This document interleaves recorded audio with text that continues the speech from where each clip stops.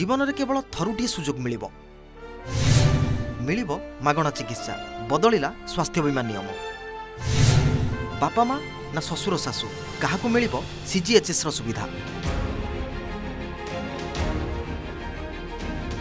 स्वास्थ्य सेवा बा मेडिकल बेनिफिट को नहीं केंद्र सरकार एक बड़ स्पष्टीकरण देइछंती। स्वास्थ्य और परिवार कल्याण मंत्रणालय नुआ मेमोरांडम अनुसार एबे जड़े कर्मचारी निज सीजीएचएस सुविधा रे निज बापा माँ किंबा सासु ससुरंक मध्यरु जेकोसी जन को डिपेंडेंट बा निर्भरशील सदस्य भावे सामिल करि परिबे। किंतु एठारे सरकार एक बड़ शर्त रखिछंती जहाँ आपण को जानिबा निहाती जरूरी।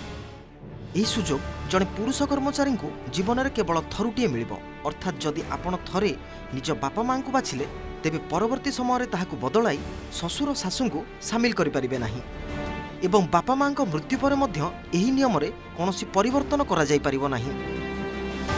एही सुविधा पाइबा पई सदस्य माने आपणक उपरे संपूर्ण निर्भरशील हेबा आवश्यक एवं एथिपाई सप्तम पे कमिशन अनुसार आपणक दरमारू निर्दिष्ट परिमाणर अर्थ बा सीजीएचएस चार्ज कटा जिवो। जेपरिक लेवल 1 रु 5 पाई 250 टंका, लेवल 6 पाई 450 टंका, लेवल 7 रु 11 पाई 650 टंका एवं लेवल 12 बा ताठारू अधिक पदवी पाई मासिक 1000 टंका सीजीएचएस चार्ज भावे कटिबो। सेहीपरि पेंशन भोगींक पाई मध्य दुईटी विकल्प रहिछि। जेउमाने सीजीएचएस सहर रे रहउचंती सेमाने मासिक अंशदान देई ओपीडी और आईपीडी सुविधा पाई परिबे एवं बाहर रहुथिबा लोके फिक्स्ड मेडिकल अलाउंस बा एफएमए रो सुविधा नहीं परिबे।